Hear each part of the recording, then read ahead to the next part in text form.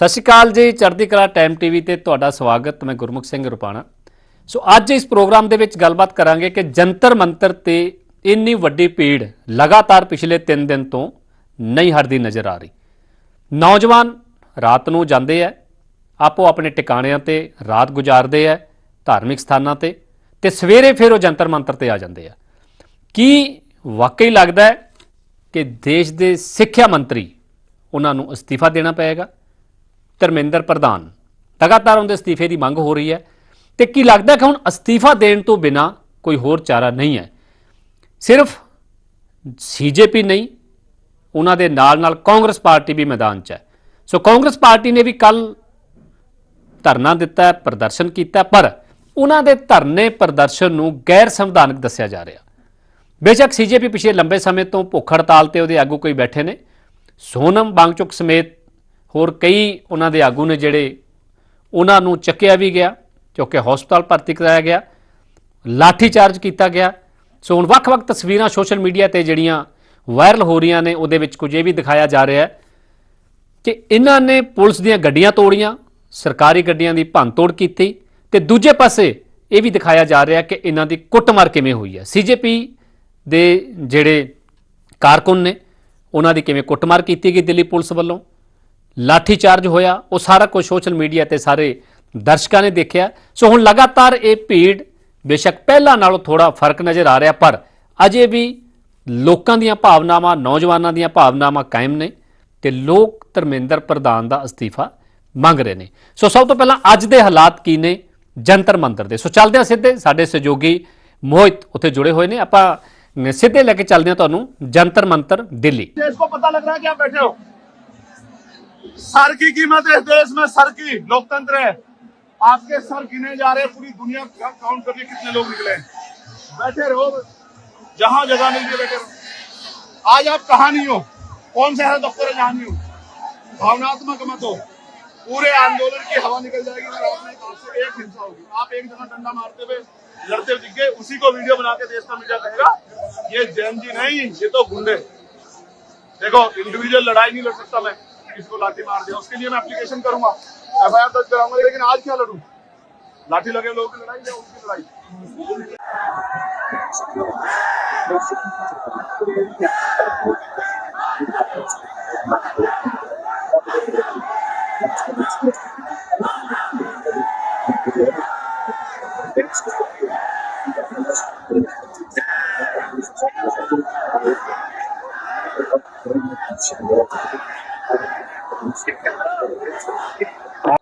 भाई परसों से आपका लगा जी भाई जा रही है, आपकी सरकार से कोई बातचीत हुई है?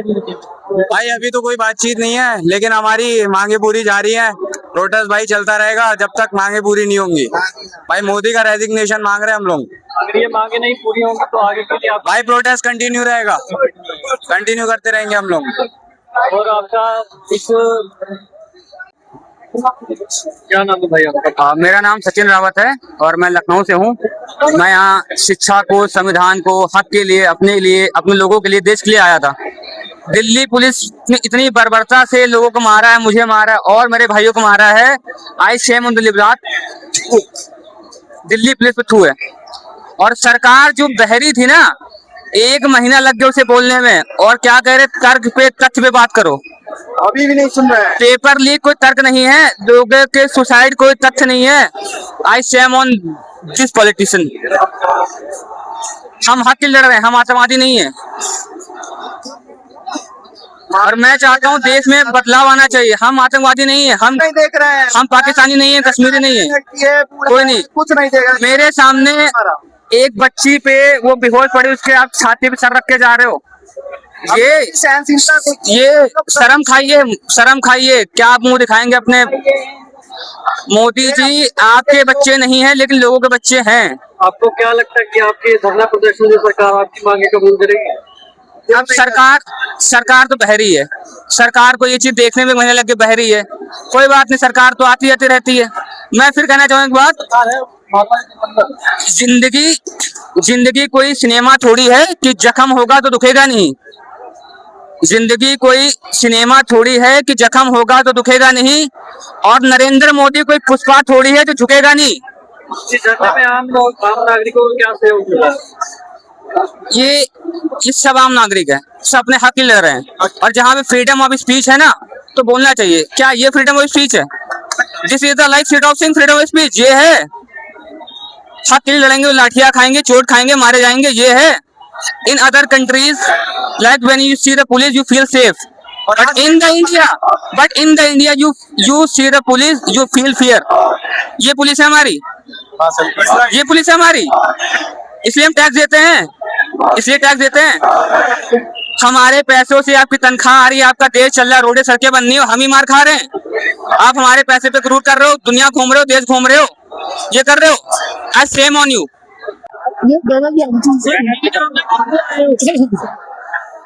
हम टीम इंडिया रॉबर्ट वाड्रा के प्रेसिडेंट राजीव चौधरी हैं और हमारी टीम पूरे इंडिया में वर्क कर रही है सोशल स्पोर्ट्स वुमेन्स इंपावरमेंट उसे लेकर। हम यूथ के साथ आज खड़े हुए हैं, जो यूथ के साथ हमारे इंडिया गवर्नमेंट कर रही है, मोदी गवर्नमेंट कर रही है, हम उसके खिलाफ है मोदी गवर्नमेंट के। ਸੋ ਆਪਾਂ ਦਿੱਲੀ ਜੰਤਰ ਮੰਤਰ ਤੋਂ ਨੌਜਵਾਨਾਂ ਦੀ ਆਵਾਜ਼ ਸੁਣੀ, ਉਹਨਾਂ ਦੀਆਂ ਭਾਵਨਾਵਾਂ ਸੁਣੀਆਂ। ਸੋ ਇਹ ਉਹ ਨੌਜਵਾਨ ਨੇ ਜਿਹੜੇ ਆਪਣੇ ਘਰਾਂ ਤੋਂ ਇਸ ਪ੍ਰਦਰਸ਼ਨ ਵਿੱਚ ਸ਼ਾਮਲ ਆਏ ਹੋਏ ਨੇ। ਸੋ ਇਹ ਪ੍ਰਦਰਸ਼ਨ ਪਹਿਲੀ ਵਾਰ ਨਹੀਂ, ਇਸ ਤੋਂ ਪਹਿਲਾਂ ਵੀ ਅੰਨਾ ਹਜ਼ਾਰੇ ਦਾ ਜਿਹੜਾ ਅੰਦੋਲਨ ਹੋਇਆ ਉਹਦੇ 'ਚ ਪ੍ਰਦਰਸ਼ਨ ਕੀਤਾ ਔਰ ਸੇਮ ਉਹੀ ਪ੍ਰਦਰਸ਼ਨ ਹੁਣ ਦੁਬਾਰਾ ਸ਼ੁਰੂ ਹੋ ਗਿਆ।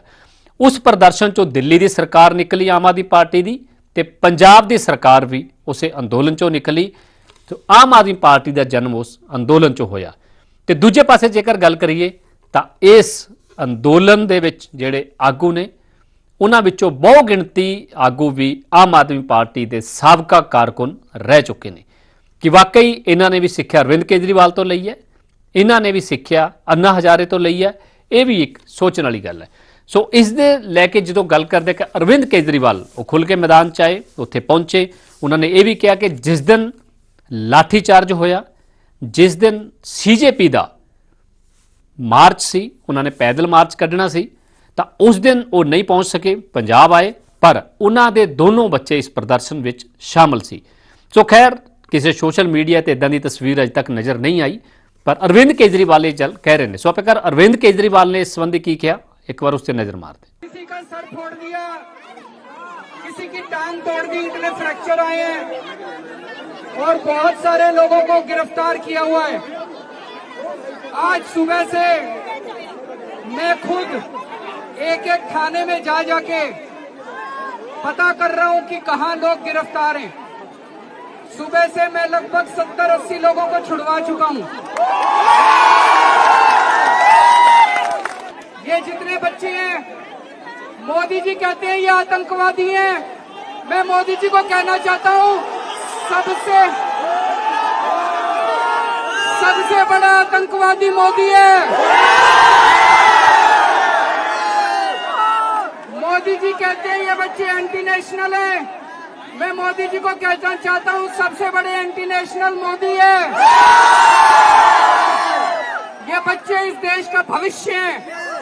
तुमने पिछले 12 साल में देश का बेड़ा गर्क कर दिया। तुमसे एक नीट के पेपर नहीं होते, तुम देश का चलाओगे। मुझे लगता है अब इस्तीफा धर्मेंद्र प्रधान का नहीं, मोदी का इस्तीफा होना चाहिए।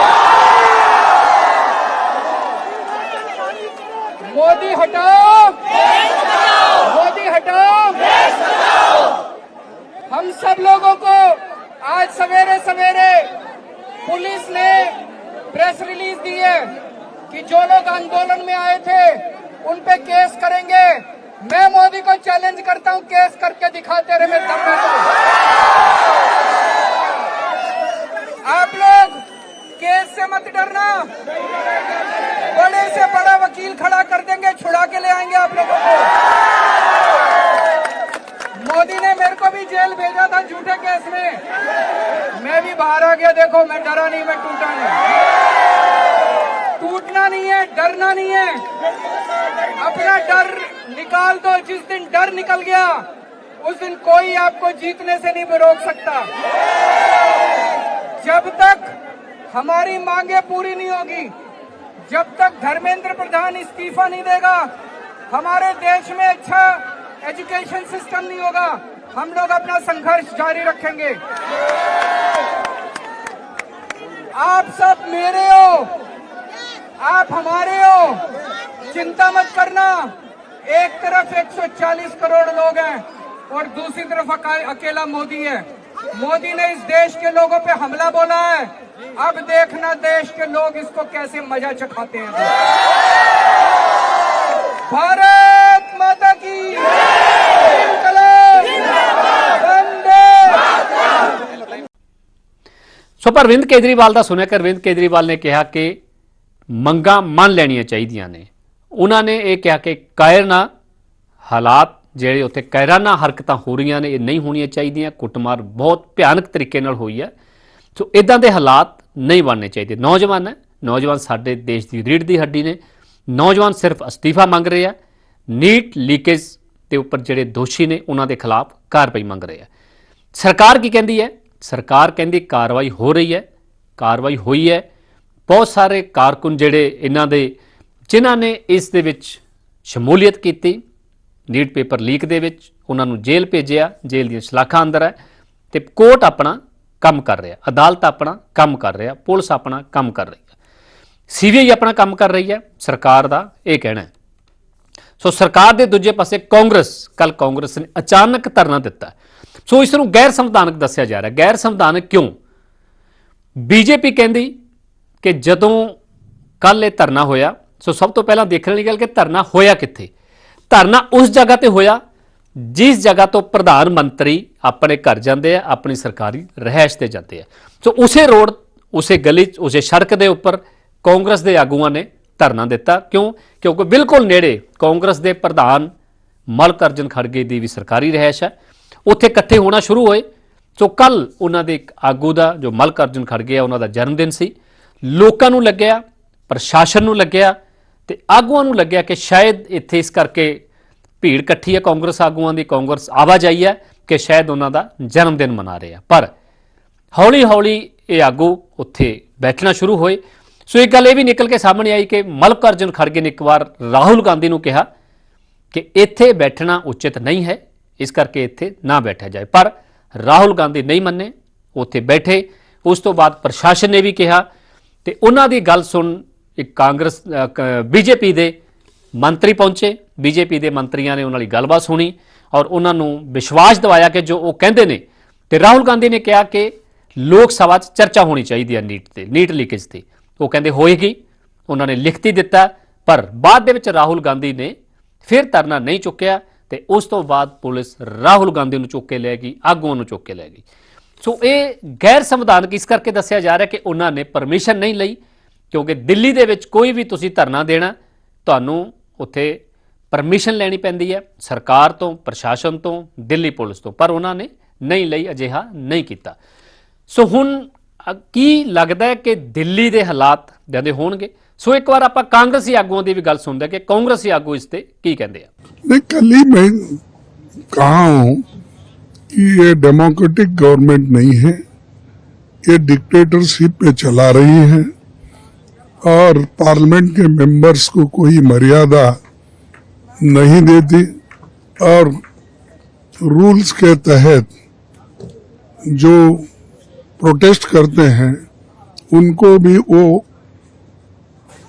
एक तरीके से हरासमेंट करके वो हमेशा अपने लोगों को, पुलिस को बोलते हैं। और यहाँ तक कि बीजेपी के, आरएसएस के वॉलंटियर्स भी इसमें काम करते हैं विदाउट बैचेस। जो विद्यार्थियों को डराना, कांग्रेस लीडर्स को डराना, ये काम भी वो इनडायरेक्टली करते हैं। और करके आज राहुल गांधी जी को किए, प्रियंका जी को किए और बहुत से स्टूडेंट्स को तो उन्होंने किया ही किया। लेकिन हमारे जो बड़े नेता हैं उनको कुचलने की कोशिश अगर आप करेंगे फिर लाखों में लोग उठेंगे, फिर उस वक्त तुम कंट्रोल नहीं कर पाएंगे। और हम डरने वाले लोग नहीं हैं, हम लड़ते रहेंगे। कल आप पछताएंगे कि हमने जो राहुल जी के लिए किया या प्रियंका जी के लिए किया ये ठीक नहीं है। उसी का परिणाम हम भुगतना पड़ रहा है, ऐसा उनको महसूस करना पड़ेगा और वो हम दिखा देंगे कि कांग्रेस पार्टी और इंडिया गठबंधन ये लड़ते रहेगी। ਸੋ ਕਾਂਗਰਸ ਦੇ ਆਗੂ ਕਹਿੰਦੇ ਨੇ ਕਿ ਕਾਰਵਾਈ ਹੋਣੀ ਚਾਹੀਦੀ ਆ ਨੀਟ ਲੀਕੇਜ ਪੇਪਰ ਤੇ ਦੂਜੇ ਪਾਸੇ ਬੀਜੇਪੀ ਦਾ ਕੀ ਕਹਿਣਾ ਹੈ? नीट के एग्जाम के बारे में आदरणीय प्रधानमंत्री जी ने कहा है कि जब पेपर लीक का खबर आए तुरंत सरकार ने कार्रवाई किया और 13 लोगों को अरेस्ट करके जेल में डाल दिया गया है और साथ साथ जो छात्र हैं, स्टूडेंट्स हैं, उनका भविष्य को नुकसान ना हो इसलिए री एग्जामिनेशन नीट का प्राथमिकता दिया गया और री एग्जामिनेशन को सक्सेसफुली सफलतापूर्वक कंडक्ट किया गया और उसका रिजल्ट निकलने में कोई विलंब नहीं किया। तो दोबारा इस तरह का पेपर लीक ना हो इसके लिए सख्ती से कदम जो उठाया गया है, जिन्होंने पेपर लीक धंधे में जो लिप्त है, जो लोग दोषी पाए गए हैं, जिसको अरेस्ट किया गया है उसको जेल में डाल करके प्रधानमंत्री जी ने ये अपील भी किया है कि उनका जो सजा है उसको सख्ती से सख्ती सजा कैसे दिया जाए उसमें सारा टॉप क्लास के वकील लोग भी साथ दे ताकि जो पेपर लीक जैसे पाप काम किया है उन लोगों को घोर सख्त सजा मिले और आगे पेपर लीक नहीं होने के लिए सख्ती से जो कदम उठाया गया है उसके बारे में भी प्रधानमंत्री जी ने जानकारी दिया। और प्रधानमंत्री जी ने यह भी कहा कि पेपर लीक सिर्फ एक राज्य का मामला नहीं है, सिर्फ केंद्र सरकार का मामला नहीं, पूरा देश का हर एक राज्य में जहां जहां पेपर लीक करने में जो लोग लिप्त है, जो लोग इस धंधे में इन्वॉल्व है, जिन्होंने काम इस तरह का घिनौना किया है, पाप काम किया है, उनको सजा देने के लिए सब एकजुट होना चाहिए। ये कोई दलगत राजनीति का विषय नहीं है, ये देश का विषय है और युवाओं का भविष्य के साथ कोई खिलवाड़ नहीं होने के लिए और खिलवाड़ नहीं करने देने के लिए सख्ती से कदम भी उठाए, सजा भी दे दोषियों को और फिर फुल प्रूफ सिस्टम काम जो अभी कर रहे हैं उसमें भी सब मिल करके करें, इसको प्रधानमंत्री जी ने बल दिया है। ਸੋ ਆਪਾਂ ਬੀਜੇਪੀ ਦੀ ਸੁਣੀ, ਆਮ ਆਦਮੀ ਪਾਰਟੀ ਦੀ ਸੁਣੀ ਤੇ ਮੌਜੂਦਾ ਜੰਤਰ ਮੰਤਰ ਦੇ ਹਾਲਾਤ ਦੇਖੇ। ਸੋ ਇਹਨਾਂ ਤੋਂ ਹੁਣ ਲੱਗਦਾ ਕਿ ਅੱਜ ਫੇਰ ਅਜੇ ਤੱਕ ਜਿੰਨੀ ਦੇਰ ਇਸ ਤੇ ਕਾਰਵਾਈ ਨਹੀਂ ਹੁੰਦੀ ਉਨੀ ਦੇਰ ਇਹ ਧਰਨਾ, ਇਹ ਪ੍ਰਦਰਸ਼ਨ ਜਾਰੀ ਰਹੇਗਾ। ਇਦਾਂ ਦੇ ਲਾਠੀ ਚਾਰਜ ਹੁੰਦੇ ਰਹਿਣੇ ਆ ਤੇ ਸਾਡੇ ਦੇਸ਼ ਦੀ ਰਾਜਧਾਨੀ ਦੇ ਵਿੱਚ ਨੌਜਵਾਨਾਂ ਦੇ ਨਾਲ ਅਜਿਹੀਆਂ ਹਰਕਤਾਂ ਆਮ ਲੋਕ ਕਿੱਥੋਂ ਤੱਕ ਬਰਦਾਸ਼ਤ ਕਰਦੇ। ਅੱਜ ਦੇ ਪ੍ਰੋਗਰਾਮ 'ਚ ਇੰਨਾ ਹੀ। ਮੈਨੂੰ ਦਿਓ ਇਜਾਜ਼ਤ। ਧੰਨਵਾਦ।